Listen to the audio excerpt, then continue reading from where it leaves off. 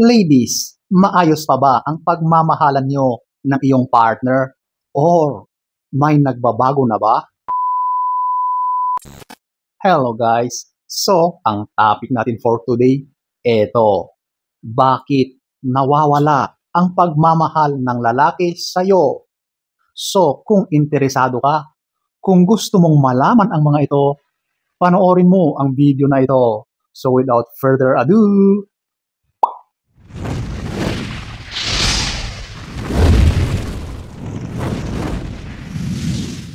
so, eto, ating aalamin ang mga rason, mga dahilan bakit nawawala na ang pagmamahal ng lalaki sa'yo. Number 6, falling for someone else. Or eto na, yung literal na meron na siyang iba. Okay? So, alam mo, kapag meron ng third party, sigurado na at risk na ang relasyon ninyo. Kaya, kung ang lalaki ay meron ng iba, meron na siyang kinahuhumaling ang ibang babae, for sure na yung relasyon ninyo, yung pagmamahal niya sa iyo ay wala na.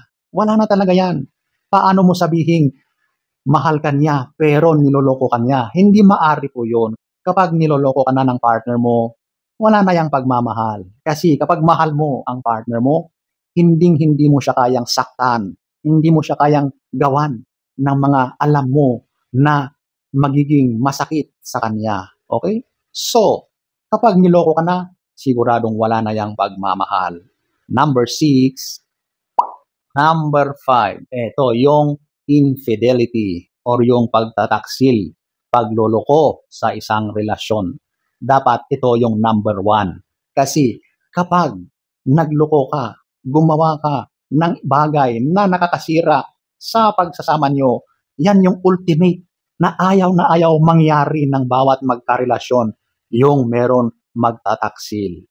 At kung ginawa mo yan, kahit mahal na mahal ka ng lalaki, bibitaw yan. Masasaktan yan, pero titiisin na lang niya sa ganon, kesa naman makisama sa isang babae na hindi naman siya mahal, na niloloko lang siya. Napakahirap mag-stay sa isang relasyon na merong panloloko. Mahirap talaga.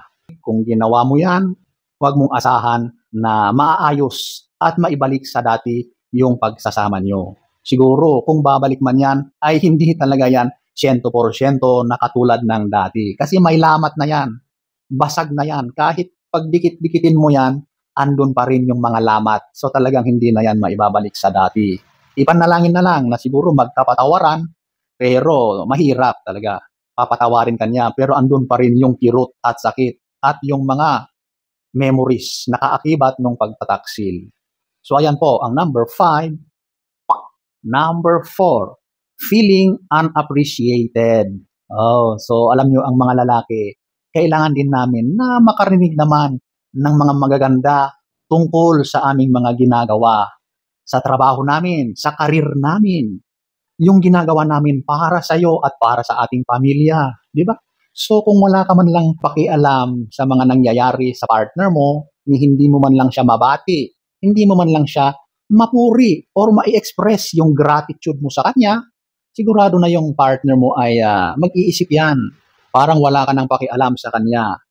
Ang lalaki kasi, gusto rin niya na pinupuri mo siya kung ano yung mga nangyayari sa kanya. Gusto niya na napapansin mo yun, na hina-highlight mo yun, di ba? Yung simpleng pag-congratulate mo sa mga tagumpay niya, napakalaki ang impact nun sa lalaki. Kaysa naman, nananahimik ka lang dyan, parang walang nangyari, di ba? Ang lalaki, ang tao, nagre-crave din yan ng mga ganyang puri or papuri, di ba? So, wag mong kalimutan yan. Kung ano yung nararapat sa kanya, purihin mo, sabihin mo. Yan ang the best para mas lalong nagiging masaya at matatag ang relasyon. Number 4. Number 3. Ito, yung lack of intimacy. Or magkaiba talaga kayo ng pagtanggap or pag-engage sa ganyang bagay. Kumbaga, hindi kayo nagtutugma. Or talagang nawawala na yung buhay niyo bilang magkarelasyon sa loob ng kwarto. So, hindi na nangyayari yung dapat na ibinibigay nyo bilang magpartner sa iyong partner. At yun, yung S. Alam nyo, Kapag yan ay nawala, magiging boring na. Wala na yung ligaya bilang kayo ay magkarelasyon. Alam nyo, napakahalaga ang S para mas lalong mapatibay, maging matatag ang inyong relasyon. Kung yan ang nawala, hahanapin ng isa sa inyo yan. Magiging dahilan pa yan para maghanap or tumingin sa iba. Kaya kung hindi mo na naibibigay yung mga pangangailangan ng partner mong lalaki, mataas ang chances na yan ay maghahanap or talagang iiwan ka dahil hahanapin niya yan sa iba. At kapag nangyari yon, wala na rin yung pagmamahal. Number 3.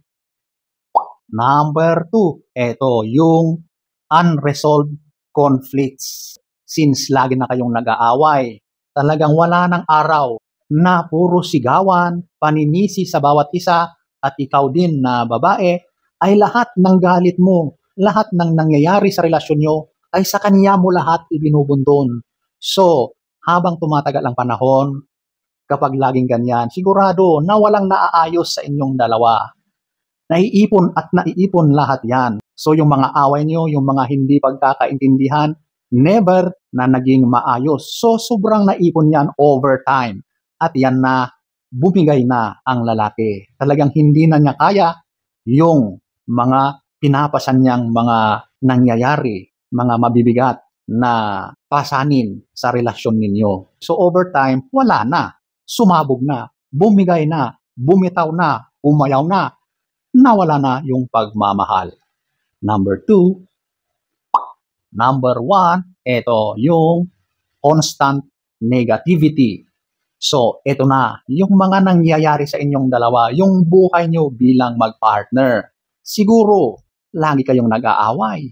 Lagi mo siyang binubungangaan. Lagi kang galit.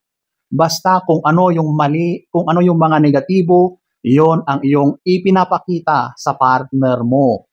Alam natin na may mga dahilan lahat yan. Pero kung laging ganyan ang pagsasama nyo, nagiging toxic na ang inyong relasyon. At isang dahilan yan kung bakit nawawala ang pagmamahal ng lalaki sa'yo. Ang hirap sa isang relasyon na laging magulo, laging nag-aaway, hindi na nagkakaintindihan, wala nang kaayusan, wala nang kapayapaan sa loob ng relasyon ninyo. Yan ang isa sa sumisira at siguradong masisira kapag laging ganyan ang inyong relasyon. So ayan po ang number 1. So ayan po ang iilan sa mga dahilan kung bakit nawawala ang pagmamahal ng lalaki sa'yo. So sana ay nagustuhan nyo ang ating topic for today. Next story time. Don't forget to subscribe.